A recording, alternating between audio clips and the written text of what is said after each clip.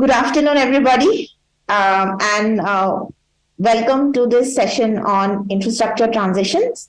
I'm Kavita Vankade. I'm associated with School of Urban Systems and Infrastructure here at IIHS and also part of the practice program. Very happy to have you here for this session. We have an exciting set of 4 presentations for this. Without much further ado, we'll begin. So the format is that the presenters will get around 12 minutes to present, and we will do Q&A towards the end. I believe there are people in the Bangalore campus as well as we have participants online. So my colleagues Tanvi and others will help moderate that Q&A towards the end. But we can start now. I don't want to take time away from the presenters. So before starting, just to think that it's very interesting because we've been discussing about issues of cities being in flux, and infrastructure is a very important part of that equation. Infrastructure is important not only in itself, but also the fact that infrastructure drives a lot of things around the city's growth, but also actually what is not often talked about, people's behavior, because that gets tied in with the infrastructure systems in place. And the papers that we have talked about in very interesting ways on how these things are changing in India and elsewhere, and what is happening to our cities. So we'll have more time for reflection. So I would like to invite the presenters of the first paper, The Liminal States Urban Flux. Could I also request all the authors are presenting to quickly introduce themselves before starting? So I'll hand over to Liminal States Urban Flux authors. There are quite a few of them. Good afternoon, everybody. My name is Glen Kuecker, and I'm a professor at DePauw University in Greencastle, Indiana. And we're part of a team that has a grant from the Great Lakes College Association. And that grant enables us to consider the role of urbanization in 21st century crises. We want to understand the relationship between urban flux and the process of systemic collapse that's driven by the perfect storm of large-scale, interconnected global crises that are all happening at the same time. We argue that the global community is currently experiencing a soft collapse of the modern system, of the modern civilizational complex. That's leading us into a transition away from modernity, and that a new system, a new civilization is yet to come into formation. That'll be a long-term process. So this is a transition question. So the transition that we're experiencing, a departure from system A going to system B, means that we currently exist in a liminal state. And that's one of our central propositions for everybody to be thinking about, the concept of a liminal state.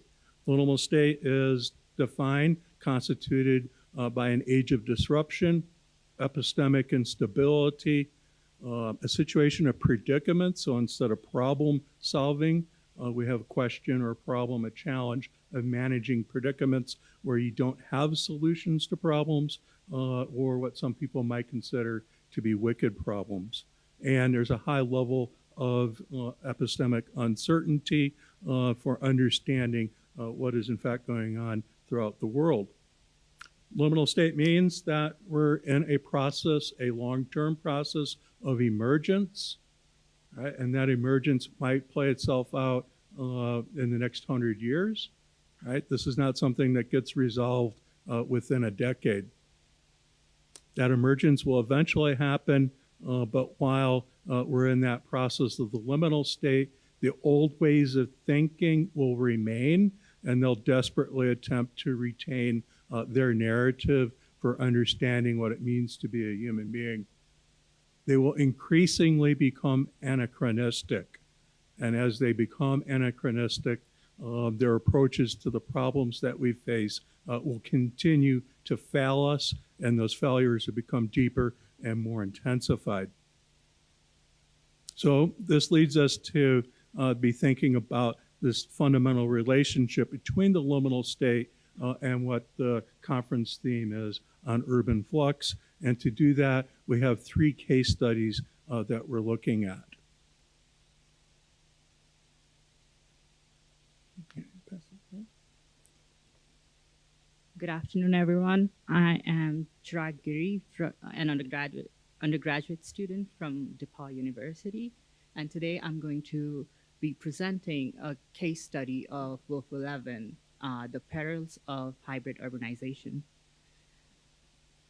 Okay.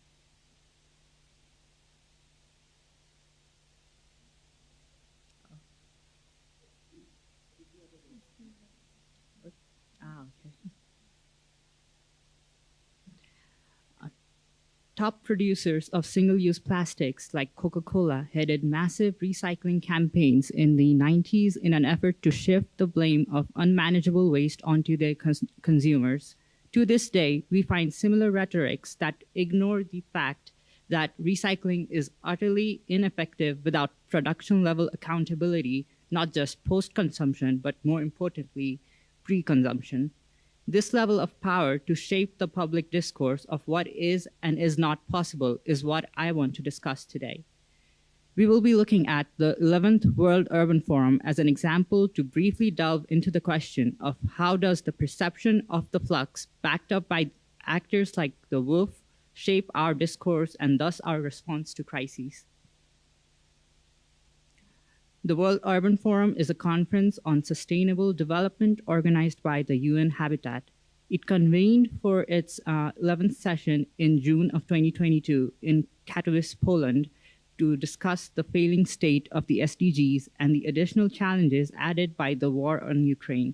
An unspoken agreement seemed to be that a sustainable solution must be compatible with a growth-based economy to give us a hybrid of what is essentially an eco-capitalist urbanism.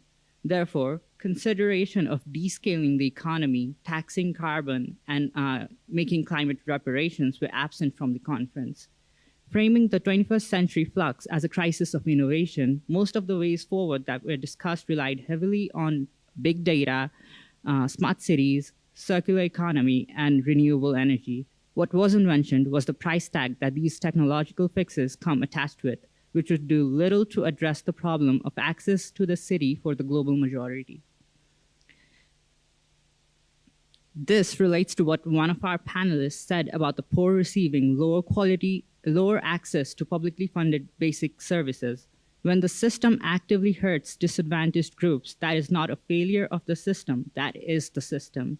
And the system is not full of gaps. The gaps make the system and are filled by individual acts of agency, informality, and DIY urbanism that the formal sector depends on to hold on to its legitimacy.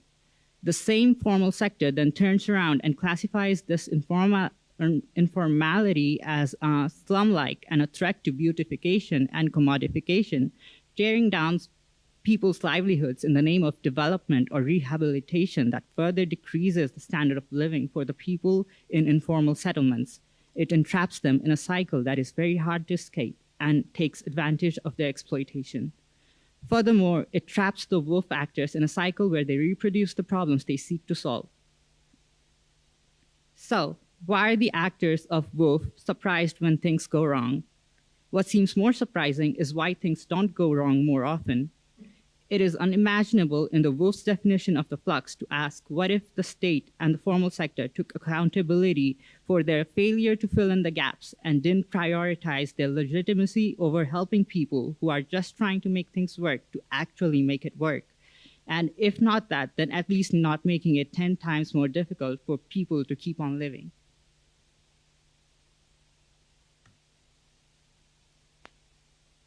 Okay, thank you, Chirag, for sharing insights into your case study and its relevance to the liminal state urban flux. I am Hoang, an undergraduate student at DePauw University, and my case study considers the Hanoi waste management process. Hanoi is a rapidly urbanized space, especially since the transformation of the economic system of Vietnam in 1986. From a centralized and commanded economy into a liberal and market-based economy. The economic transformation enabled a massive expansion and transformation of urban space involving the enlargement of the city metabolic process, involving the massive migration of people and the increasing flow of resources to the city. As a result, the urban output, one of them is waste, is also accumulated and proposes a challenge to the city in its management and treatment. When considering waste issue under the liminal state and urban flux, waste and waste management create various social and environmental challenges on the output side of the urban system, thus constitute humanity interconnected global crisis and bring them to the liminal state. With that premise and the thorough consideration of the waste situation in Hanoi, the case study considers and evaluates various solutions based on the two major concepts of resilience. Resilience one is to manage and reduce risks through the use of capital, investment, and current resources while maintaining the current system and framework. In the case of Hanoi waste management, this resilience approach is illustrated through the creation of new landfill and new waste management approach, including the waste burning approach and the creation of new landfill. However, as I argue, this approach only reduces the risk waste temporarily, while not considering the underlying system that enable the accumulation of waste. Hence, it does not really tackle the root of the issue. The case study then considers resilience too, including managing and transforming risk into opportunity through the renewal and transition of the system.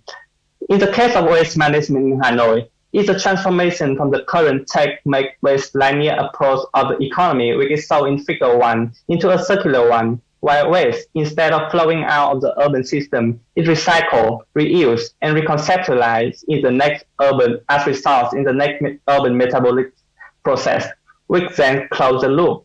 The case study can provide an approach to understanding and mitigating the challenge on the output side of the urban flux. I will then turn on to Ravikant Kisana and Ankita Chand, the on-site case study on buy rental in Mumbai and Pune. Thank you. Hi, I'm Ankita Chandur. I'm a postgraduate diploma student from Flame University. So we wanted to sort of critically examine policy interventionism to solve urban commuting crises in Pune. So this is a map of Pune. It's sort of a twin city system. The pink area is Pimpri-Chinchwad. Our research focuses on the southern part. So the right red circular area is historically where the Brahmins resided in Pune. From the 1960s to 70s, they began a slow westward shift towards Kothur. And in the 2000s onwards, they moved to Baner Balewadi Aund, forming the BBA corridor. I'll now hand it over to Ravikant. I think we're running short of time, so we'll just quickly go through this. What you see here is the problem is, if you look at the city, you're seeing two parallel lines develop, but you can't really connect these two, because in the center you can see this green area. These are ghats. These are hills in that area, so you can't go over it, you can't go under it. So the natural response has been to try and expand the city outwards to close this loop, resulting in Lavale and Pirangur is where the most premium real estate development in Pune is happening. Incidentally, our college, Flame University, is in Lavale with a golf course and some of the highest, most expensive real estate in the city as being developed. And this is what we are trying to say, that the moment these things happen, it prioritizes the profit of the real estate lobby, which kind of filters in. And this is literally the loop that they're trying to make, which connects to Hinjewadi and the BBA corridor. And this creates these traffic choke points. This is the Chandni Chowk, this is Pune University, and this is the Baner area. And these areas have had a tremendous catastrophic traffic situation in the last year or so. And it's created a major issue. In fact, in one of the cases, the chief minister's car got, okay, I think we're running out. So I'll just quickly run. There's a whole bunch of crises which are developing here. And this is where it is. There are all these multiple crises, and what is the civic response to it? Bicycle renting, which is completely absurd. And the answer to that is the Pune mirrors a state of many Indian cities, which can be said to have entered the liminal state, where the current collapse has no will or skill to arrest the impending and the ongoing system collapse. And I think if if I may have the permission of the panel, this is roughly where we also had similar conclusions from what Chirag and Nam were saying. I think we tried to pack in a lot in a very short period of time. So apologize to the audience if you didn't get in. And sorry, Chirag and Nam, if you didn't get to kind of close it. I think they've been patient with us. We'll close here. Thank you so much.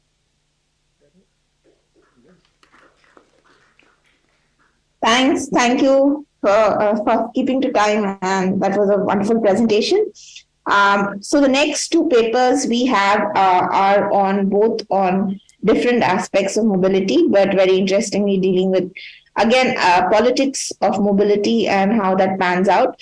So I would now like to invite Vidisha Dhar. Her paper is called Politics of Mobility and Data Visualization. And it's about road in Western Himalayas. For the rest, I'll let her speak. Vidisha, over to you. Thank you. Thank you, Kavita. Just a minute.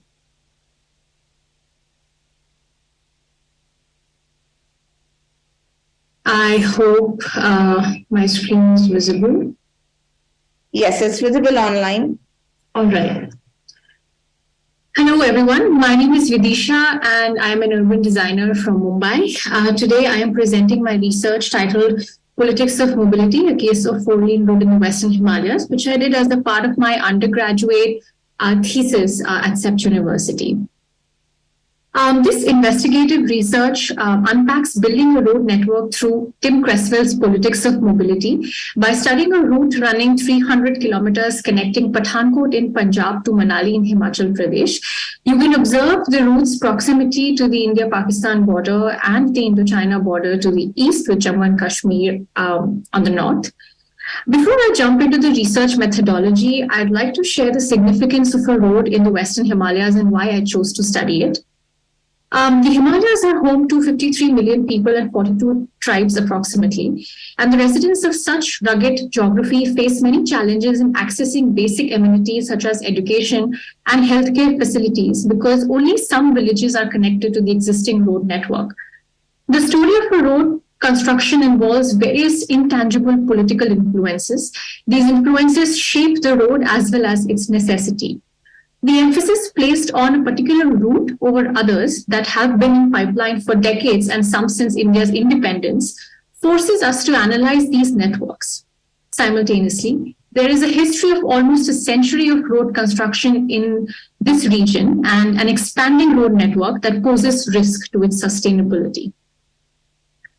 The recent inauguration of Atal Tunnel exemplifies this duality, and I'm going to just briefly talk about how this tunnel, which cuts across the Pir Panjal range in the Himalayas, as you can see, at an altitude of 3,000 meters, connects the region of Lahaul and Spiti to the south to Manali on the north. And earlier, critical patients in this region suffered because they didn't have access to hospitals, so they had to be physically carried or airlifted in certain situations. And they also faced problems related to education. These problems cease to exist today. However, the locals of Lahaul have formed committees bracing themselves to preserve their ecology, wildlife, culture, fearing rampant construction and unregulated tourism in the valley. The construction of this tunnel also led to a breakup of significant aquifer, the water from which flowed uninterrupted for 14 days. While there is a desire for road, residents are concerned about the expansive variety of forest cover that they will lose. That will also endanger wildlife habitat, increasing the likelihood of human-wildlife conflict. So in the early stages of this research, I realized that most information about the road is either in text format, it's written, or it's maps or plans without any context of the space. This motivated me to juxtapose the qualitative data gathered through government archives, news articles, interviews of political leaders, bureaucrats, engineers, urban designers, soil experts, animal activists, and create maps using GIS, substantiating the narration on the politics of mobility. Tim Creswell's definition of politics of mobility does complete justice to the narrative of the road under study. And he also says that politics of mobility can be thought of an entanglement between movement, representation, and practice, which I reinterpreted in my own way through this case study. which first we asked who moves and who does not through movement. Secondly, the ideation of this road represents several local and global agendas, which ask why was this road or a connection created, for whom, and how government agencies jostle between these representations. And lastly, the practice of building the road itself, the action, and the politics in that process. Since I will not have the time to go through every evidence in each chapter and the analysis from it, I will just briefly talk about all chapters as a whole, and then we can move to the maps. In the first one, the representation, through secondary literature, I studied roads in the pre-independent India, like the Grand Trunk Road, Hindustan-Tibet Road, and their role in regions, sharing goods and culture, and also a symbol of power, which then to post-independent India became like a tool towards modernism and also legitimizing territories when the roads were expanded to northeastern India and also central tribal regions. And then roads in the 21st century, which are linked to economy, India's economy, and which is where the 4-lane project lies. Our route is also a 4-lane project. And when I interviewed the NHAI officials, I was told that this route was abruptly decided upon, which caused a problem with the viability, and they had to create a reason for this road to come about. So in this part of this chapter, I look at the story of how different traffic surveys were conducted to prove its viability, because earlier traffic surveys very bluntly suggested that a 4-lane road is not needed. Following Bharatmala scheme, when this road was sent to medium priority and the work stopped for 2 years, and then during 2019 state elections, again this road was inaugurated, and then it received financial grants through SFC finally, when it was prioritized under strategic role, which could send combat vehicles to the India-China border. Talking about this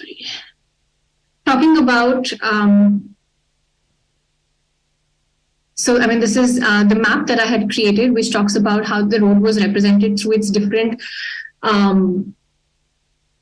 factors or different interventions following the narration on politics of mobility. Talking about movement, the second chapter, talks about who moves and who does not. So what I essentially try to do is to first understand how was this network created or this line created, the feasibility study, the different kind of surveys that were created and that were followed by NHAI. And then to juxtapose the already existing movements, lateral movements by the pastoral communities and pedestrians and cyclists to understand if there is a conflict. Just to quickly take you through the maps, if you look at this map, you can see that the road is moving from, is moving east and west, and you can see the movement of the Gati community, which is the pastoral tribes who move from north and south, from summer pastures to winter pastures, and this road literally cuts their existing movement. This map also shows the existing tourism pressure points and hydel and industrial pressure points, which are also key to this project. These maps talk about how the road, unlike, for example, the roads in the plains that have an exclusive role, the roads in the hills are very much a part of their bustling markets and bazaars, which also kind of creates conflict with the pedestrians, the cyclists, and all the other users of the adjoining neighborhood. And if we actually look at the map of the DPR, which is the detailed project report, the plan from there, and we juxtapose it on our side, we realize that no design intervention for the pedestrians or the cyclists, have been incorporated in the design. I also substantiate with the evidence of how many cyclists are currently using that road. And lastly, I talk about the politics of mobility in practice, which talks about the land acquisition and the forest land acquisition and private land acquisition. So first I discuss how the government, for example, NHAI, how they go through all the procedures to kind of acquire a land, and how difficult it is in the case of forest land acquisition, because that land belongs to the union government, because 67% of Himachal Pradesh is covered, comes under forest land. And then I talk about how there's a conflict between the residents and the tribes who are currently residing in those forest areas versus the acquisition that has to be taken place. And also the private land acquisition and the conflict surrounding that. So this is briefly the map of all the forest cover that exists in the state, following which this is like a detailed that talks about where this road is passing by and how many forests in a particular region, how many forests or which land will be affected, and following the tribes that will be affected by it. And this map discusses different points, different areas on the route, which are under conflict right now, different villages who are coming together and trying to make sense of land acquisition. For example, this house here, half of this house will be acquired by the state, which kind of leaves the occupants, they don't understand that how does that make sense? Either you should take the entire house or nothing at all. So I wanted to kind of voice through this research of politics of mobility, also voice the people who are going through this conflict right now, and map all the villages which are coming under this project. So that's it from me. Thank you so much. Thanks, Vidisha, so much for the interesting paper, and thanks also for sticking to time.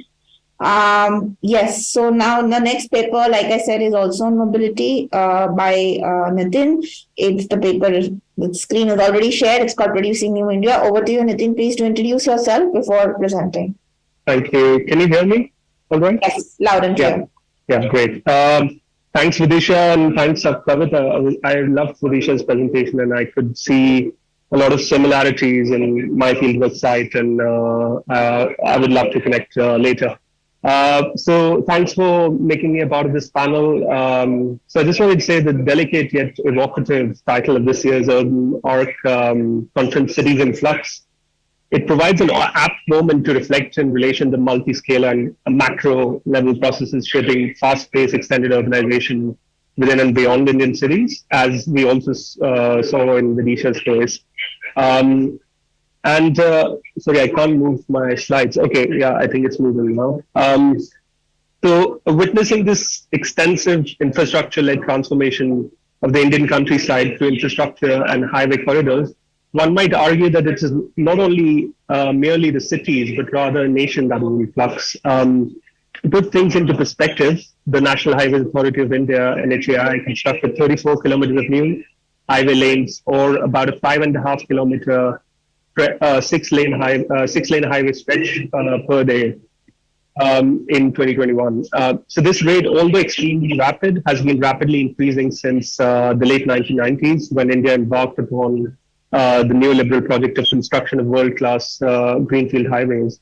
And there are calls to further increase this rate to 3 times the current pace under the current political discourse, in order to reinvent India into a USD 5 trillion economy.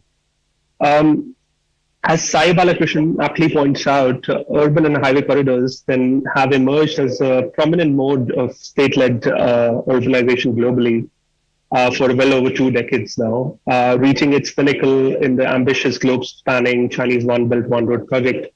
A diversity of state-led corridor projects, such as the Plan Puebla-Panama in Central America, the Delhi-Mumbai Industrial Corridor in India, and the Trans-Amazonian Highway in Brazil, they attempt at extending state space and urbanization into previously bypassed territories, as we saw in the case of Himachal Pradesh just now, thus introducing new social relations and disrupting existing life flows. So these corridors emerge as an easy fix for accumulation by dispossession, allowing what Michael Levian calls the land broker state to remove barriers for transnational capital to invest in rural land markets through catalyzing the enclosure of agrarian lands and, of course, also forest lands, as Vidisha highlighted. However, these corridors aggravate instead of elevating economic and ecological dislocations, catalyzing land, housing, and environmental crisis and conflict. Therefore, the contradictions inherent in this mode of extended urbanization requires state intervention to hold it in place through the performance of spectacles and ultranationalism. It is thus not uncommon to see people in the state apparatus like Prime Minister Narendra Modi, the Home Minister, and the Road Transport Minister make frequent aircraft landings on newly constructed highways using military aircraft in an attempt to highlight the centrality of highways and their world-class urbanization in the vision for New India. These spectacles, in addition to promotional videos featuring free-floating architectural renderings, help conjure the abstract reality of this express urbanism yet to come to what seems like contradictory and distant everyday reality of nondescript and remote agrarian hinterlands based on subsistence agriculture and, of course, transhuman pastoralism as well. The transformations being produced through this highway revolution are multi-sided and multi-scalar, reaching across local, metropolitan, regional, and interregional scales. There are, on the one hand, city-scale corridor projects like, for instance, the Mumbai Coastal Road project that attempts to enclose Mumbai's sea face and extend Mumbai into the sea. Regional-scale corridors such as the Western and Eastern expressways that have been laid out around Delhi recently. And also national and transnational scale corridors such as the 1,300-kilometer Delhi-Mumbai expressway, which is being planned in parallel to the still incipient Delhi-Mumbai industrial corridor. The urban transformations being produced under India's highway revolution are extensive and nation-spanning and are transforming cities and previously bypassed regions and borderlands. The ongoing Bharatmala program of the Indian government, for instance, aims to construct 100 new urban corridors across the country, cumulatively covering about 34,600 kilometers of new highway corridors. If state infrastructure works such as the Indian Railways were integral to the production of India as a colonial state space and the self-identification of its people as Indians, as Manu Goswami brilliantly highlights in her analysis, the highway revolution in India that has been ongoing since the late 1990s is introducing a new state space, a new India, a car nation, which is being built from the fragments of the colonial and post-colonial state space. This new India is not only new in terms of its economic and religious nationalism and the erosion of social justice, but also in the production of new state space which emerges through the explosion and re-territorialization of the colonial and post-colonial state space. The title of the current highway corridor program highlights this nationalist reimagination of the modernist mythology of the 20th century goddess Bharat Mata or Mother India, where highway corridors garland its mythical body, and Sagarmala or the coastal corridors program, on the other hand, extends this new state space into the world through projects such as the International North-South Transport Corridor in Central Asia, which is connected to Mumbai through the Chabahar port in Iran, which is sponsored by the Indian state. There's then perhaps a need not only to understand where these corridors are emerging, but how and when they've been coming up, and what are the state strategies behind them? Furthermore, what are the conflicts and uncertainties that emerge in the everyday life of the new state space produced through these highway corridors? I've been attempting to explore these questions for several years now through mobile and multi-sided ethnographic field work along several highways, mostly leading out from Delhi. And this is also the subject of my 2020 ethnographic documentary film, Not Just Roads, that I co-directed with Clarence Papanikolaou. So I identify three distinct phases in my analysis of highway development programs in India. The foundational phase, which in my analysis emerged in 1999 and was ongoing until the mid-2000s, emerged in an attempt to mitigate contagion from the 1997 Asian financial crisis. This is when the NHAI emerges as a parastatal organization capable of enacting the eminent domain and opening vast swathes of agrarian land for development. leading to the emergence of the first nation-spanning greenfield highway corridors, such as the Golden Quadrilateral project and the North-South, East-West highway projects. And these highways, of course, the first ones connect the major metropolitans across India.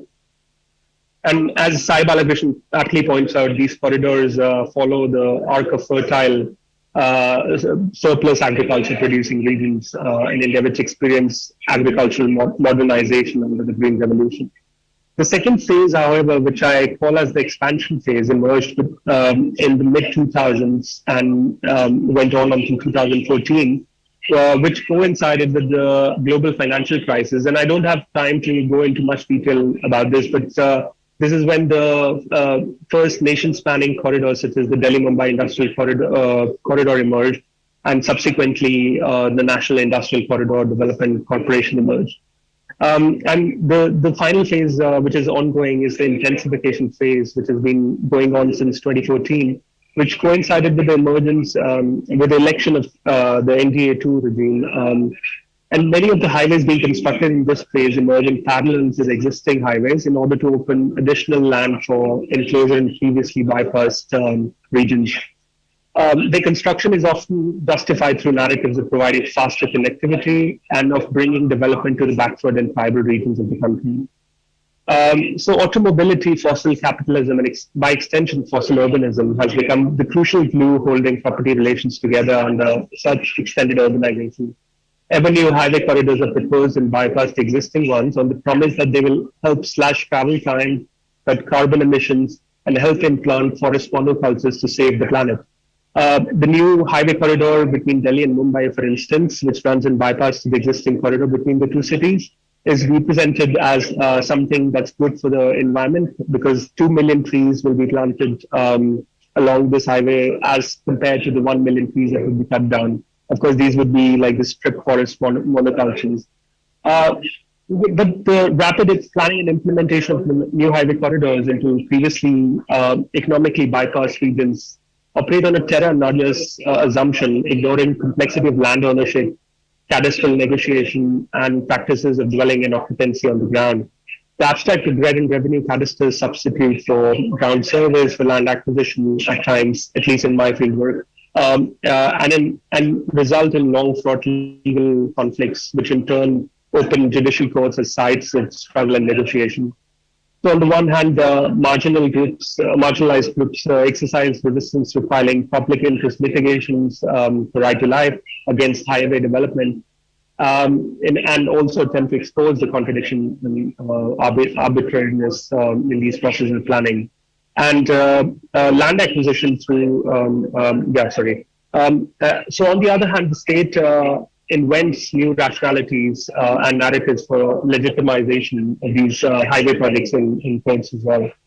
The uncertainty imposed by such conflicts propel highway corridors into long phases of incompleteness, which we see a lot in highways across India, which becomes productive not only for the state and property owning classes, but also for the subaltern communities whose marginal lives are disrupted, lifeholds are disrupted. So as the extensive entanglement of transport, infrastructure, urbanization, production of state space is projected to continue, the question worth exploring is, and I end with this slide, is as to where these roads are heading and what kind of people and urbanization is yet to come. Recent political events have shown how highways are not only the harbingers of urbanization, but also increasingly the flashpoints of protests and political struggles. In 2020, for example, the farmers' unions representing millions of farmers from Punjab, Haryana, and Uttar Pradesh occupied 6 major highways leading up to the city of Delhi as part of the Delhi Chalo March to Delhi campaign. And these protests reported to be one of the largest in global history, were organized in opposition to the introduction of new farm laws. So the farmers built large encampments along highways, holding their ground for over a year and blocking crucial access to the city for commuters, visitors, and commodities, thus ensuring the repeal of privatization laws. The urban fallows along these highways, which were incomplete and were occupied in this sort of other kind of uncertainties, became the sites of where the farmers could emplace themselves along these highways. So while the new state spaces under production through the highway revolution are currently characterized by militant nationalism, exclusion, and spectacles, they can also become plural, democratic, and inclusive through increasing awareness or understanding of this extended political terrain that they're producing. So I'll end with that. Thanks a lot for your Thanks so much. Thanks, Nitin, for that wonderful presentation. We are coming to the last presentation of the panel, and it's very interestingly something that you would not associate generally with infrastructure, but we have Aayushi presenting on agriculture as infrastructure, and I'll let her present. So Aayushi, over to you.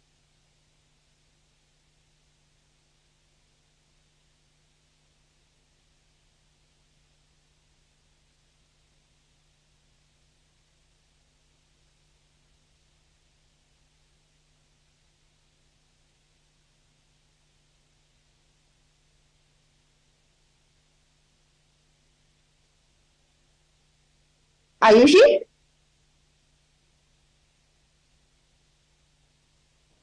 Okay. Hello? Yeah. Sorry. So I was saying I'm going to look at transport to talk about housing and land. Grow more food. Indian Railways' use of farming to prevent encroachment in Mumbai. Vegetable farming along railway tracks in Mumbai is a sight for the daily commuter, particularly if the commute is on central or harbour line of the city's suburban rail network. This farming happens in small patches of land that grow green leafy vegetables, and it is scattered across the metropolitan region. It is a countrywide scheme called Grow More Food, which was brought in by the British government to overcome the growing food insecurity induced by the Second World War in the colony. Today, GMF is a scheme of the Indian Railways that allows its Group C and D category employees to do farming on its vacant land to safeguard it from what the state calls encroachment. News articles, institutional reports, and academic studies have unanimously seen GMF in terms of food production. Although the policy clearly states its purpose to be encroachment prevention, the existing documentation goes no further than merely mentioning it. It is imperative to talk about GMF in light of encroachment because the policy does not fit the dominant framework within which certain relationships are imagined in scholarship on peripheral urbanization in cities of the global south, particularly in India. Relationships such as that between agriculture and that between housing and land. Scholars repeatedly show how agrarian lands in city peripheries are transformed into housing constructions as cities and their infrastructures continue to be made and remade.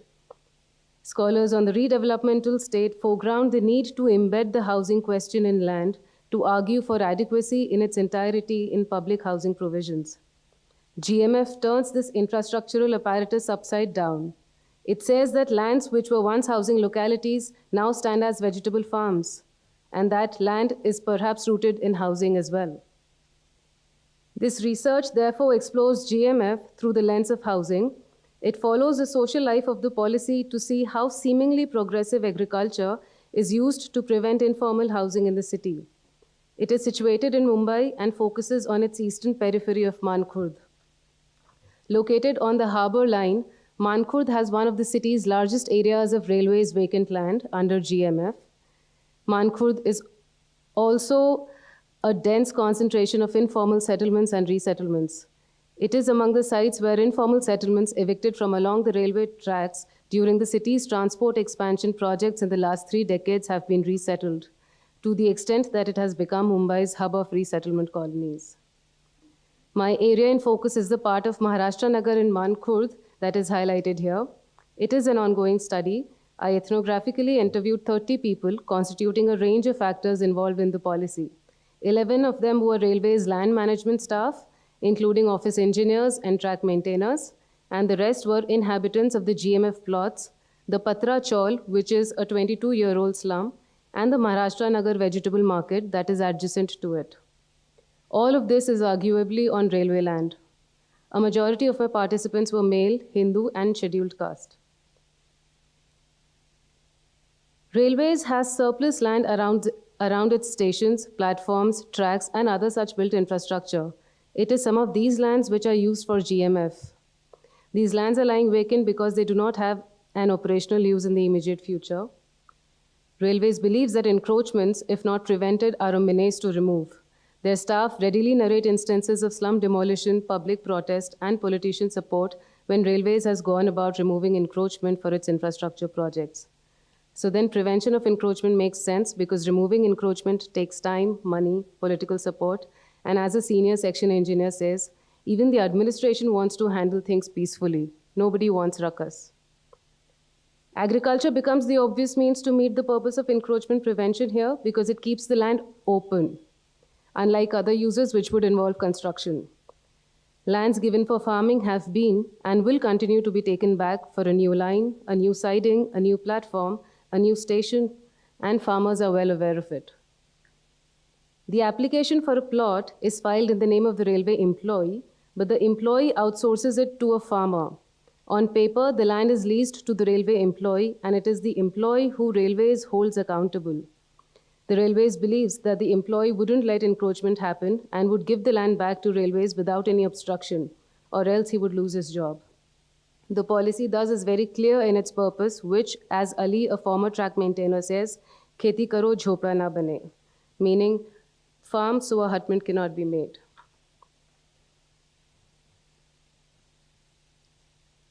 The farmer who is in contact with the railway employee is called Muqaddam.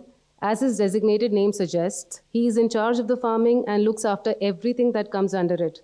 They've been farming on their locations for 8, 14, 18, and even 40 years. Muqaddams have farmed several locations before they came here. They have either themselves or their relatives or their ancestors farming in the city from before. They got to know about this farming and got involved in it through their family, and in turn have brought further members in it. Although these farmers have lived most of their life in Mumbai and stayed here permanently, they have an active connection with their village. Their parents, their relatives, and even some of their own children live there. Each Muqaddam hires laborers who do farm work for him. They're seasonal migrants who come from the village, work for about 8 months from after monsoon ends to before it begins in the city. Most of them change every year, but there are some who have been working on a particular farm for 10, 20 years. Although they do farming, they've done and continue to seek other kinds of work, mostly related to construction in the city. Railways does not allow permanent structures on its land licensed for GMF. The Muqaddam permanently stays in a 8 by 10 ka jhopra on the farm with his family. The laborers also stay on a similar jhopra on the farm. Both the Muqaddams and laborers who do GMF farming in Mumbai are from Uttar Pradesh. The railway employee gets the Muqaddam and the Muqaddam gets the laborers. They come in contact with one another through what they call Jaan Pehchan, by virtue of being from the same or neighboring village. They all come from eastern UP districts such as Azamgarh, Faizabad, Sultanpur, and Ambedkar Nagar. Both Muqaddams and laborers belong to scheduled caste and scheduled tribe categories. Most Muqaddams are Chauhans, who claim ancestral lineage to Prithviraj Chauhan, but fall within the fold of ST. Other Muqaddams and laborers identify themselves as Jai Bhim Wale, claiming their SC status. But who is the railway protecting its land from when both track maintainers and farmers, who are railways' key persons deployed to ensure encroachment prevention on ground, themselves live in slums? Muqaddams and laborers stay in a jhopra on the farm. They get their water from Maharashtra Nagar, much like the Patra Chaul residents. Those Muqaddams who can afford to find a room elsewhere look for accommodation in neighboring slum settlements. Track maintainers also come from the same socio-spatial location. These roles of track maintainers, farmers, and slum dwellers don't carve a linear trajectory or stand one against the other. They intertwine and overlap, signaling that the boundaries between who is protecting land from whom are blurry. Moreover, it is interesting to note that Railways allows farmers to live in jhopra to protect its land from jhopra. Scholarship on low-income urban settlements and resettlements informs that the state has historically prescribed such forms of inhabitation, which it calls encroachment, to accommodate the working class in the city, and that the gaze on their habitation practices has increased through the colonial and post-colonial periods, peaking in the neoliberal era. GMF asks us to consider how the state instrumentalizes the same housing practices even as it continues to strengthen its gaze on them.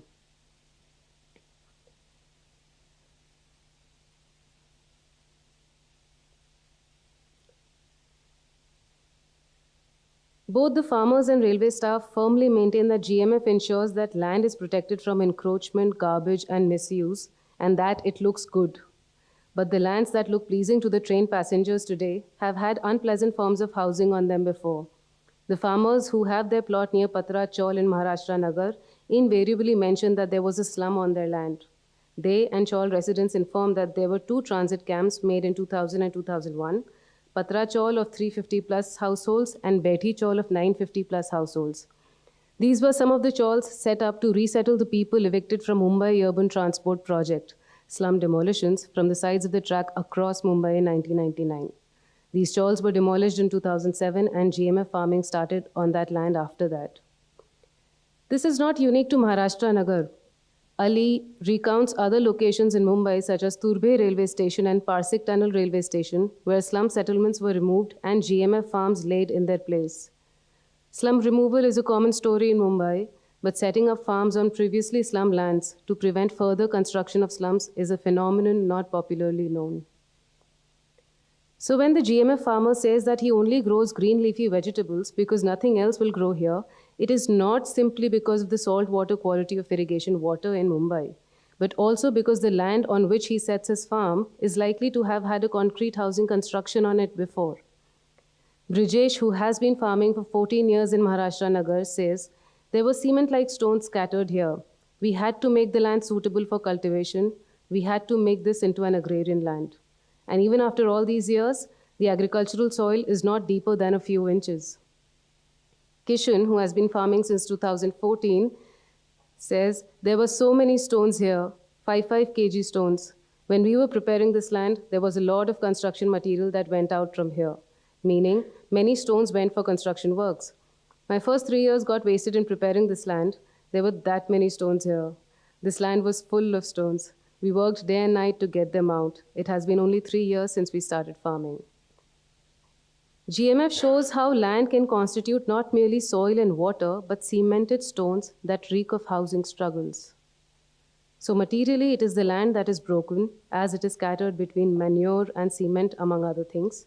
But conceptually, it gets a sacred treatment because certain forms of housing cannot touch it. This takes us back to the scholarly debate on commodification of land, where land is separated from its social and ecological values, resulting in a reduced meaning of the term.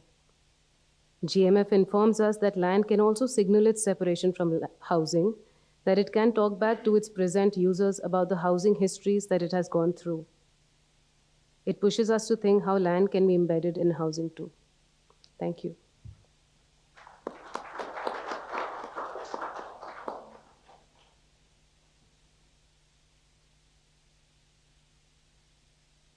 Sorry, I was on mute. Thanks for that very interesting paper. We've had 4 papers now, one cross-cutting, 2 on mobility, and 1 on agriculture. I think to me, the common thing on all these papers are that how infrastructure, of course, things are changing, as speaks to the name of the panel, but also that infrastructure are not merely about straight linear projects, which is often how is being done currently, and all these interlinkages that are there. So it was very interesting to see that. I would like open it up. I have a few questions, but I would like to open it to the audience. Might do one round of questions from the people who are there in the audience in Bangalore, and then collect around 2 to 3 questions and then come to the online participants. I cannot see any question online, so I'm requesting whoever is attending online to please start posting questions on the Q&A box, which is separate from the chat box. So you will see the Q&A box below. And yeah, I see the mic in somebody's hand already. So yeah. So please go ahead. I have a question for Aayushi. So railways have been a factor of urban growth in India, and not just for facilitating the expansion of pre-existing urban settlements, but also urbanization through railway employees, their housing, and so on and so forth. And I'm specifically thinking about Shahid Amin's work in event metaphor memory and the settlement of Chauri Chaura, which is effectively a railway settlement. So how do you think that this is an reversal of a trend in some ways, where railways is going out of its way to prevent settlements from happening on its land, while historically it has been a facilitator of urban expansion? So I'd just like your thoughts about railways and urbanization and their relationships. Thank you. So my question is also for Aayushi. So I just wanted, I was curious to know whether these farmers, labor as well as Mukaddam, did they also have alternate occupations, or was this their sole occupation? And also, I'm not sure when, what is the time period when you conducted this study, but last year there was this entire proposal for converting this policy into now having flowers, basically floriculture instead of vegetables, and that was supposed to be given to a private contractor and not these local, basically, networks. So have you seen any change on the ground related to this change in policy? Yeah. Hi. My question is for Nitin. Firstly, I'd just like to thank all of you for those really engaging panels. My question to Nitin is, through your study of the process of highway building and the politics around it, how often do you notice that the national or state scale of national highway building, how often does it kickstart a road building process at the local level in those settlements adjacent to the highway, since it's ultimately this local network that can safely enable the people in those settlements to reach the highway. And if the goal of the highway is to ultimately connect these people to big opportunities, how often does the entity making that highway show an interest in kickstarting a process at the local level? I ask this with reference to the ongoing regional rapid transit system project in the Delhi NCR region, where the body who is undertaking this project has actually asked folks who are coming forward to help them develop these settlements around the highway as well. Thanks.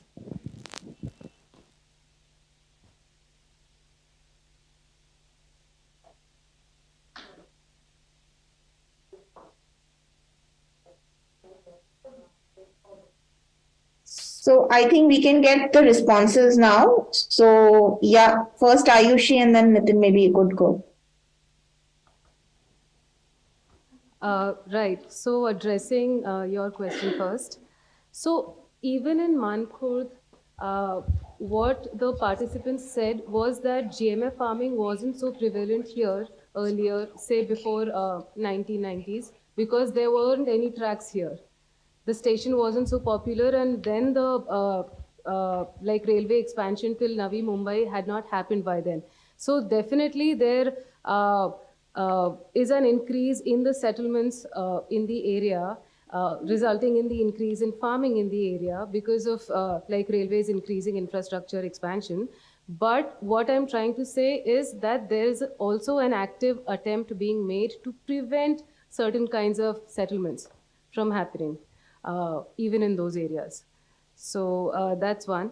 Then what if the people were engaged in alternative occupations, not during farming. So when they cannot grow vegetables during the monsoon season is when they go for construction related works, even parcel delivery, housekeeping, and yeah, shop works like sweet or other shop where they could like do just part-time work and earn more than what they can do through this farming. So that's there, but it cannot happen simultaneously because farming in itself is a very full-time activity. So either they complete their season of farming and then next season they won't come at all because they have found a better alternative, or they will find an alternative during the monsoon time. That's there. Also, the beautification thing that you mentioned is very much happening, but it, like the GMF policy and even the beautification policy very clearly states that it is not a substitute for GMF. And farmers, what they feel is that it won't sustain because it's not remunerative. It is not to generate income. So that, they say, is a very big hindrance in, you know, its success. And the railway staff also mentioned that they've hardly got any response from the private entities that they've reached out to for floriculture practices. And if there's a market for this kind of farming, so yes, I did not get time to talk about the spatial evolution of this practice in the city, but what I have understood from my research is that the practice has increased over the decades, and that is because of increasing infrastructural expansion and with it increasing population in areas. And these are mostly peripheral areas of Mumbai. So you have Kalyan, Ulve, Nahur, Thakurli, Mankhurd, even locations on the Trans Harbour Line as your hotspots for GMF. They have the largest areas. So Mankhurd happens to be one of them.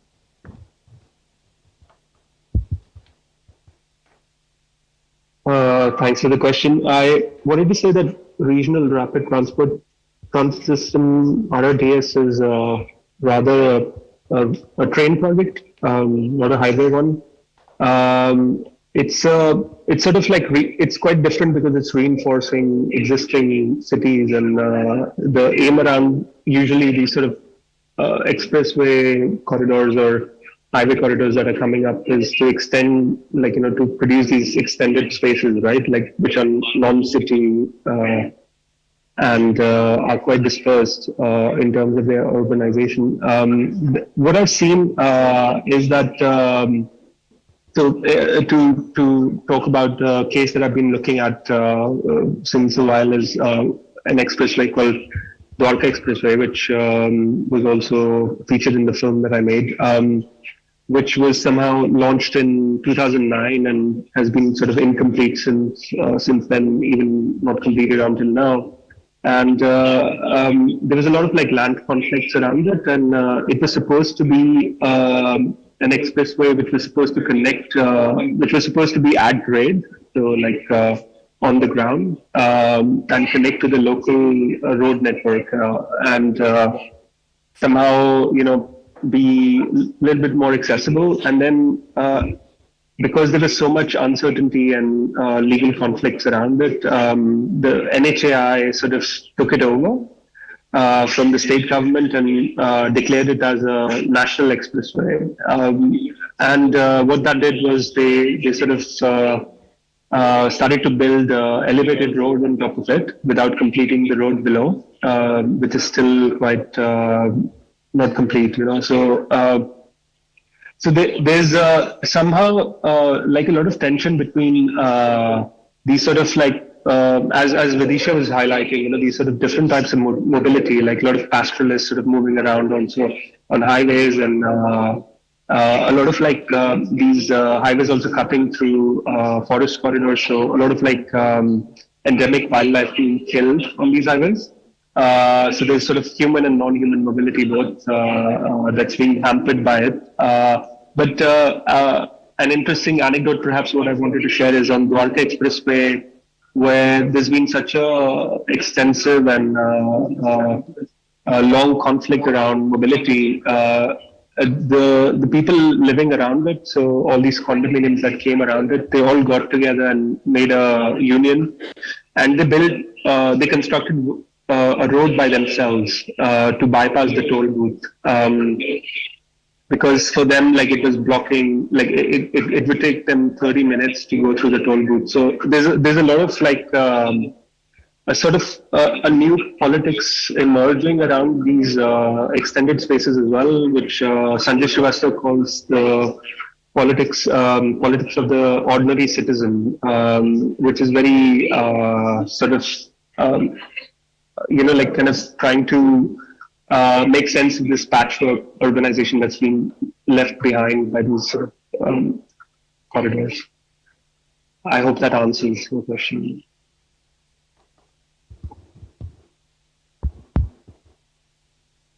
Thanks for that.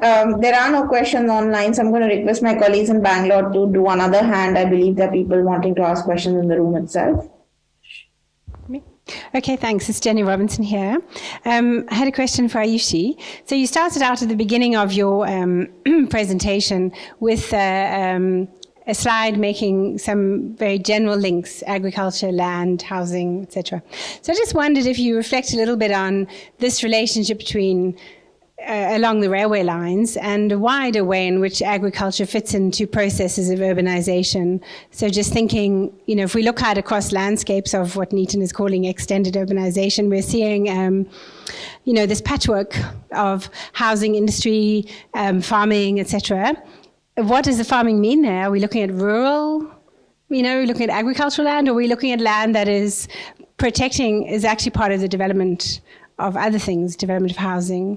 So agriculture is an early stage of something else, not agriculture as such. So I'm just wondering about a wider reflection. Where do you think your study goes? So you talk about the railway lines, but what are the wider implications? And I had a question for Neetan. Hi. Hello, I'm looking the wrong way at the camera. Anyway, so the question for you is, why do you think this is a state space? There are not many other actors involved, who's financing, constructing, also involved in co-producing it, as you show the protests. So why do you choose to call this a state space? Okay.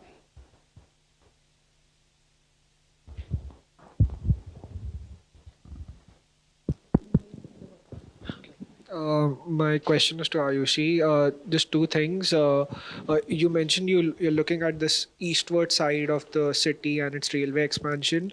What we see, northward of, like Mumbai city and then suburban, is where we also see towards Mira Bhayandar and Vasai Virar.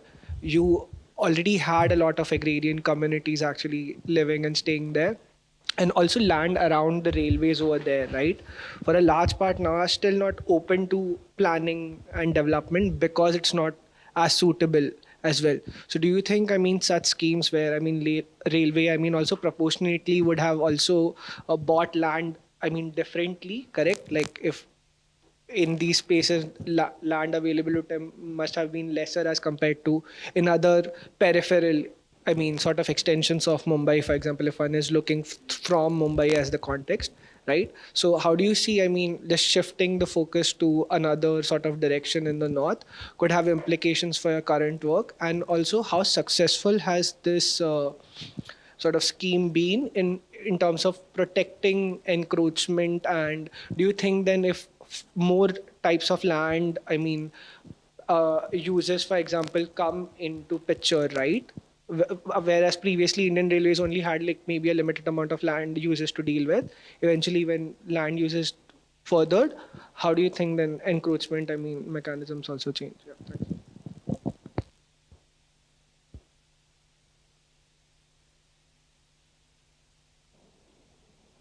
Should I answer? Okay. So I'll start with that. Yes. Land will keep getting occupied for infrastructural projects. It will keep getting away from this practice. But there will always be vacant land, as the senior staff of railways also says, because it is mostly the land which is around its built infrastructure. So it is not land which is, in any other part that railway has and yet is not able to use. It is land which is either in a corner or a in between area of its own infrastructure. Say one plot that I found was between the tracks and an RPF chowki there. So then it can't be used further. But there is a risk of encroachment if it's left as it is. So that way, and again, GMF has increased tremendously over the decades. Earlier, the practice was of giving it to outsiders, not railway employees, but because encroachment kept happening is why railways made this shift in 1984 to start giving its plots to railway employees, because then they can hold them accountable. So, so what the farmers and employees have told me in my interviews, conversations with them, is that there hasn't been any case on of encroachment on farmland. That's what they claim. But having said that, what is, I think, to be questioned is that it is RPF employees themselves. It is railway, like other department, land management employees themselves who live in and try to seek accommodation, and even just making and selling, rooms in slums. So that is what the actual scenario is, that they are also very deeply embedded in this, what they call encroachment. But yes, once the agrarian land has been set there, then there hasn't been any case of encroachment, because one metaphor that I kept hearing from them is, it's your house, you will safeguard it like that. So then the employee becomes responsible to safeguard the land like he would safeguard his own house. That's there. And yes, it is like the lands, like this is very common. All of them had stories of how there was GMF happening in Goregaon, Malad, Borivali, but then they came to Kurla, LTT, and now they have moved to Sanpada, or even like north on the central line or the Trans Harbour line. So, and even Mumbra and Mira Road, as you said, like these locations still have GMF. So it is not like, yes, there's an increasing amount of this practice on the central and harbour lines, but that is because the railways relatively has less, 2-track lanes in harbour lines. That's one reason why they have more land available there. And in peripheral areas, again, the station and track expansions haven't happened to that extent that they would not have any land left. So, so they think it is, and they have all the decades of GMF have reiterated their confidence in the policy that it is, and it's not probably, it's their only scheme that they actively use to prevent encroachment. Like I talked to them about how, if there are any other ways indirectly, remotely related to preventing encroachment, and they said there's boundary stone that we build, there's boundary wall that we build, but all of them are still for demarcation of land and not encroachment prevention. So this is the only scheme that they have and that they have used over time for their own purpose. What was another question? I'm forgetting. Yes, sorry. So I did not exactly understand the question. Why farming along the tracks is important for railways, or no? So it's just, it's really a cool case study, and it's really interesting. You've unpacked the dynamics in such a nice way. I'm just wondering whether there's a wider story to tell about a relationship between agriculture, housing, and land as a kind of process of transformation, which might be relevant in other areas of cities and regions. So is agriculture used to protect land for future housing development, rather than as agriculture as such?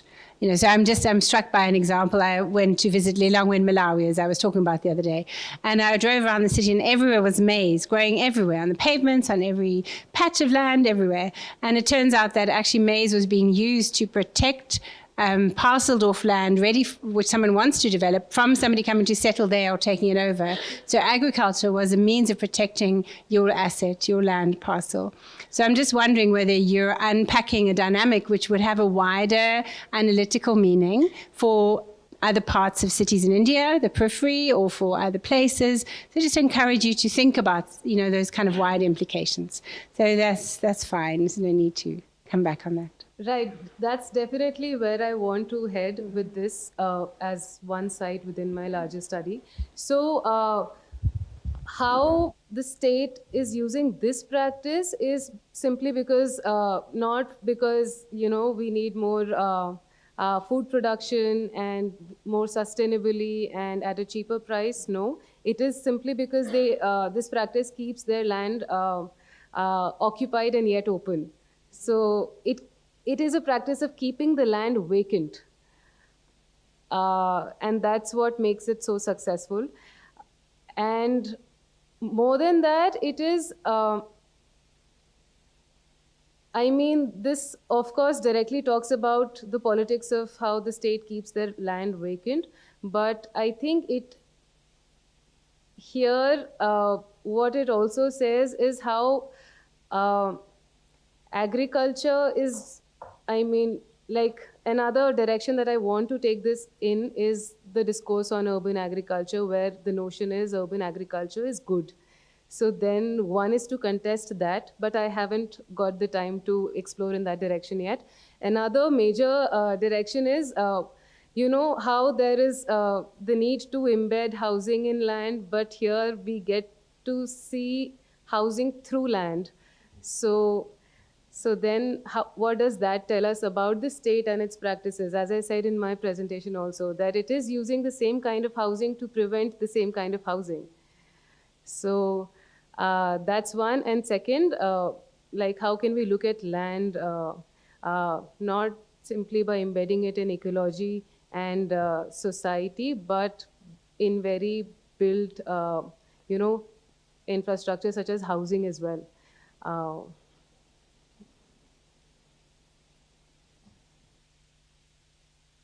Thanks a lot, Jenny. Hi, by the way. I didn't know you were going to be in person there, but I just wanted to say that I've been on the road showing my film, Not Just Roads, across India, and it's been quite an interesting set of screenings, because everywhere I go, people project development that's happening around the cities we are showing the film in, and projecting it into the film and talking about the state's involvement and what's happening around them.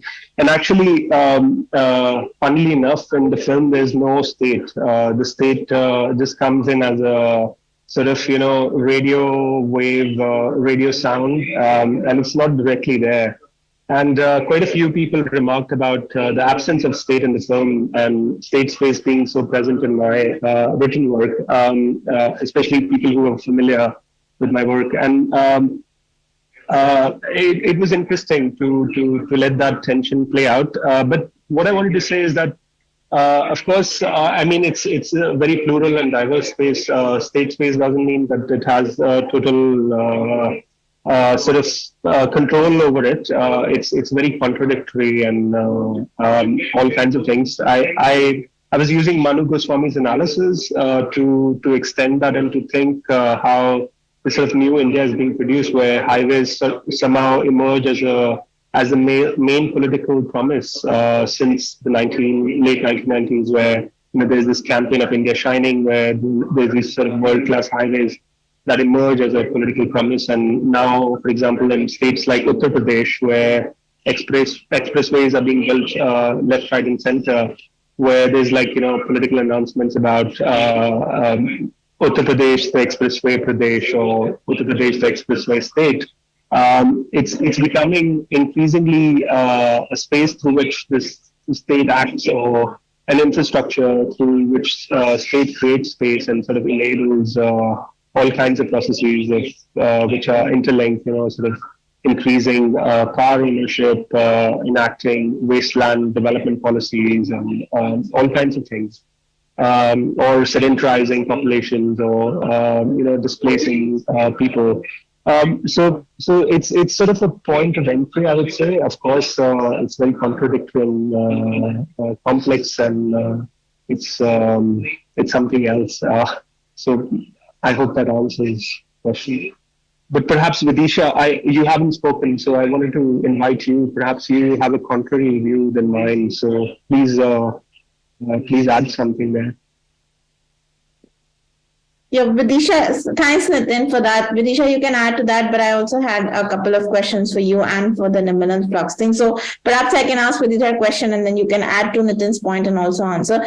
So my question actually was, given, the area that you studied was slightly different in a sense that it's in the border areas, and like you said, BRO was constructing that road. So any reflection on how the institutions were different there, and any reflection on how the state itself moved in a different way compared to other places, or any thoughts? And the other question was you clearly marked out that there was some kind of contradictory, or I would say tension between what the local people themselves wanted, that it was something that they really wanted, but they could also see the negative things. So what was from their perspective a way forward for this? So if you could answer this, add to Nitin, and then I'll come to the authors of the first paper. Over to you, Vidisha.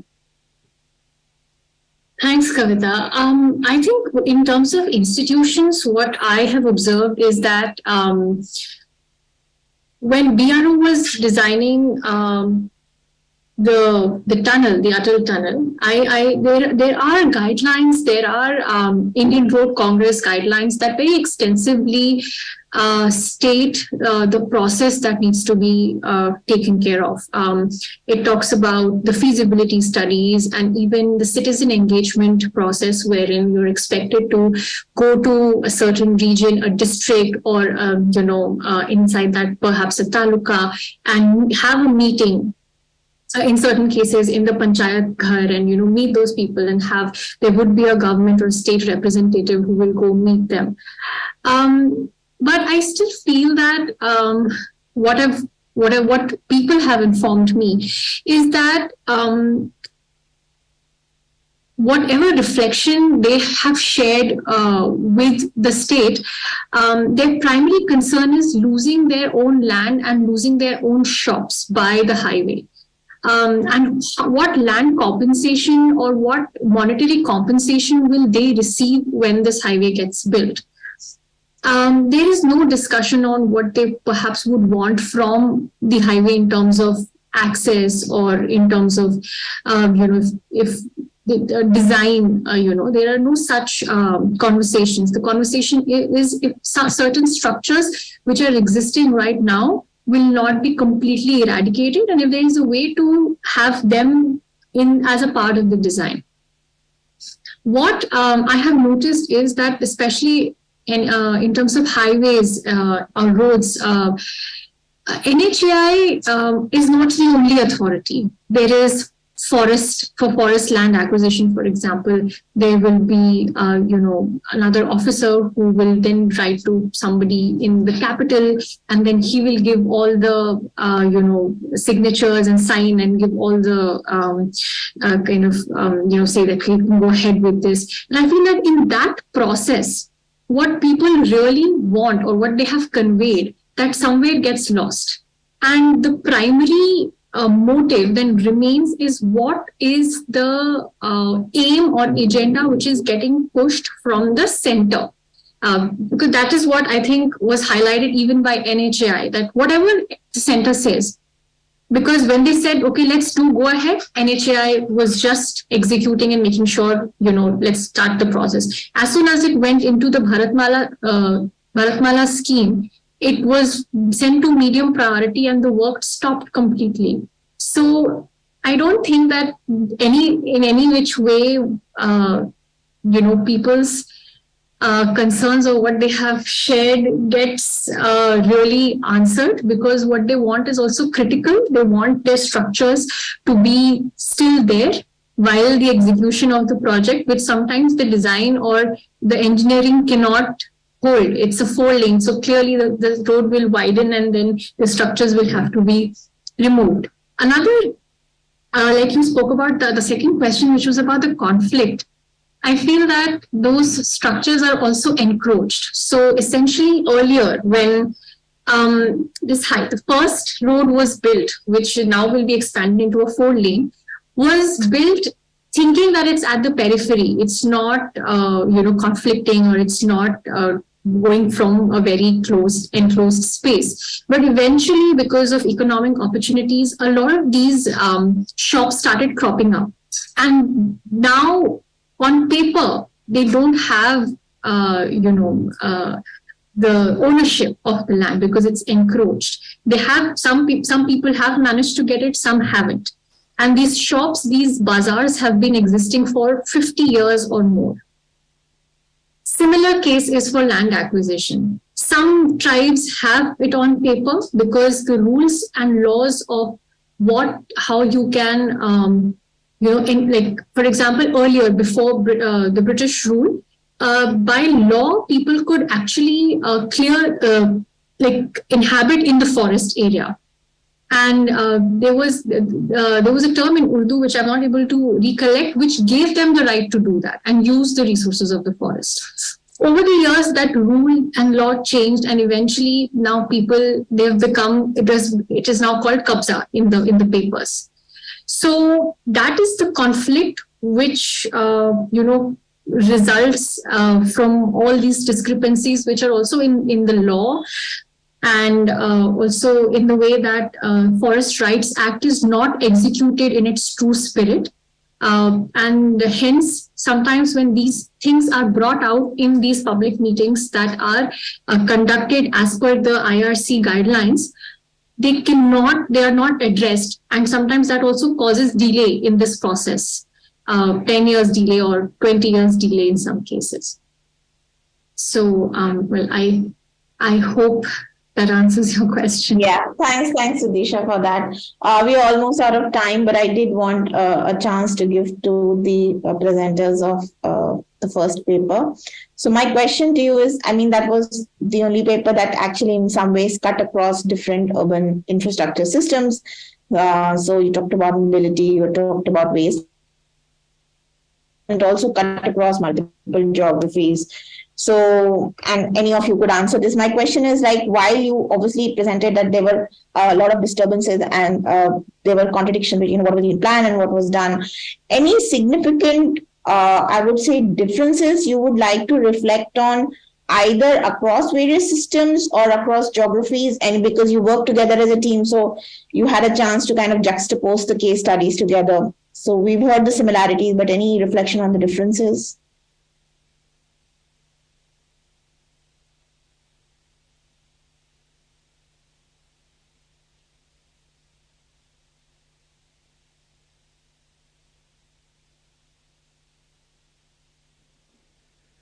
All right, I'll take a stab at that. Yes, there are some differences in the sense when we're talking about South Asia, one of the things that we have to kind of also look at, that the urban crisis within South Asia is something which doesn't get spoken about a lot, is that it's extremely caste driven. For some reason, we don't kind of go very deep into that, because the material economy and the everything from housing space to policy priority kind of is driven by caste interest. And I think one of the reasons why we didn't get a time to go into it, if you look at the development of Pune itself, it very much mirrors the shift of Brahmin capital. And if you look at the policy initiatives of one of the three reasons why the rented bicycle sort of becomes a solution which is peddled is because there is a Savarna class of very mobile academics who tend to have a very Eurocentric idea of solution. Even for this conference, if we just go through the schedule and we see the number of presenters, a lot of them from extremely, including some on our panel itself, come from extremely prestigious institutions which are located abroad and coming from upper caste backgrounds. So what tends to happen is there's a lot of policy talk about bringing in solutions from Amsterdam, from Singapore, and so on and so forth, without taking into account that Amsterdam is not a caste society in that sense. It's not something which is based on a system of segregation which is materially and physically kind of based on completely different planning priorities, so to say. So in that sense, a lot of our crisis in South Asia, I would go as far as to say South Asia, not just India, is very much driven by that. So it's not just that I would go as far as to argue it's not completely inefficiency on part of the civic administration. It is a system of an artificial political scarcity, which keeps a certain section in power, but kind of dooms the overall system and like brings it to a crisis point. So I think that's one key difference within, like, let's say, if we cut across geographies, and this is a project that we've kind of covered across geographies. We are also looking at Mexico, and here at IIHS, we presented earlier a case study on smart cities, and this is something that we are finding in common across the board. So maybe that's one big difference. Glenn, you want to add anything to that? I think one of the key takeaway points for us is during the liminal state and when you're in the liminal state, the challenges of our old ways of thinking remaining persistent, right? And how those old ways of thinking, if it's in urban planning, if it's in public policy, a technocratic rationality, that is no longer suitable in a world that is experiencing systemic collapse. Right? We are in a fundamentally different historical moment. Right? And I don't think we're quite grasping that. Right? And we have old ways of doing our academic analysis, but also our public policy. And then you have a problem then that the epistemic, its narrative, its explanation for what's happening in the world, the story that we tell ourselves for how we navigate a process of collapse starts to fail. And I would call it an epistemic panic starts to set in. If you attend an event like the World Urban Forum that Chirag talked about, if you were present, you heard the experts in the world saying directly that we are not meeting the Sustainable Development Goals. And that is their plan for how we're going to make it through the 21st century. We're halfway to 2030. And they don't have the narrative that explains what do we now do.